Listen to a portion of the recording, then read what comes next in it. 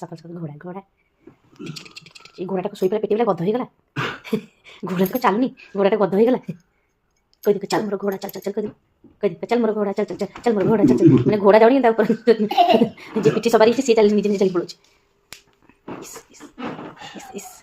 ଘୋଡ଼ା ଉଠିଲା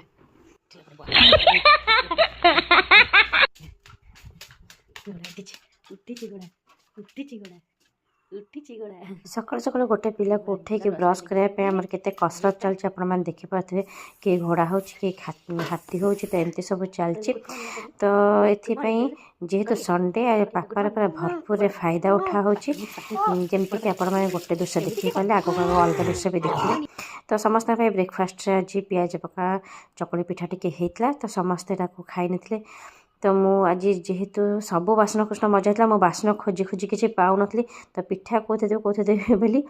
ତ ଏଠି ବାପାଙ୍କର ଆଉ ଗୋଟେ ଦୃଶ୍ୟ ବି ଦେଖି ପାରିଲେ ଯେ ତାଙ୍କୁ କେମିତି କାମରେ ଲଗା ହେଇକି ଅଂଶକୁ ଖୁଆଯାଉଥିଲା ତ ଅଂଶର ଖିଆ ଚାଲିବା ସାଙ୍ଗେ ସାଙ୍ଗେ ତା ବାପାଙ୍କର ବି ଖିଆ ଚାଲିଥିଲା ଅଂଶ ତା ବାପା ମାଛ ଆଣିବା ପାଇଁ ପଳାଇଥିଲେ ତ ଏଠି ମୁଁ କୃଷ୍ଣାଙ୍କ ଟିକେ ଚୁଟି କୁଣ୍ଡେଇ ଦେଉଥିଲି ସେତିକି ଭିତରେ ତା ଭିତରେ ଅଂଶ ମାଛ ଆଣିକି ନେଇକି ଆସିଲା କାଳେ ତା ବାପା ତାକୁ ଛାଡ଼ିକୁ ପଳେଇବେ ବୋଲି ସେ ବିକଳରେ ସେ ସିଡ଼ି ଉପରେ ହିଁ ମାଛ ଥୋଇ ଦେଇକି ଦୌଡ଼ିକି ପଳେଇଛି ତ ଆମର ଏଠି ଚୁଟି କୁଣ୍ଡା ସରିବା ପରେ ମାଇଁ ଭାଉଜ କରିକି ନଟଖଟ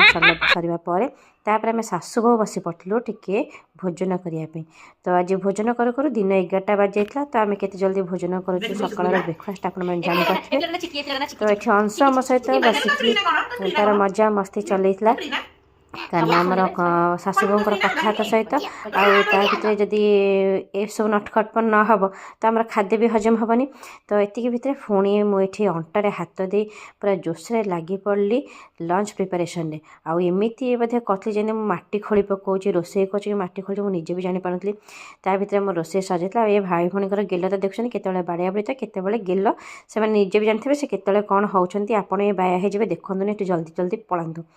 ତ ଏଠି ମୋର ତା ଭିତରେ ପୁରା ରୋଷେଇ ପ୍ରସ୍ତୁତ ହେଇଥିଲା ତ ଆଜି ରୋଷେଇରେ ମୋର ବନିଥିଲା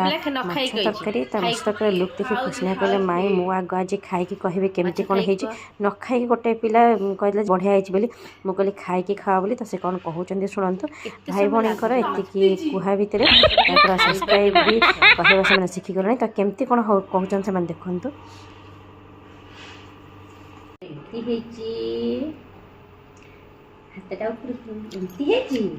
ତ ସବସ୍କ୍ରାଇବ୍ କେମିତି କରାଯାଏ ଅଂଶ ତା ଦିଦିଠୁ ବି ଆପଣମାନେ ଶିଖି ନିଅନ୍ତୁ ତ ଆପଣମାନେ ବି ଆଗକୁ କେମିତି କରିବେ ତ ଆଜି ପାଇଁ ରହୁଛି ନମସ୍କାର ଜୟ ଜଗନ୍ନାଥ।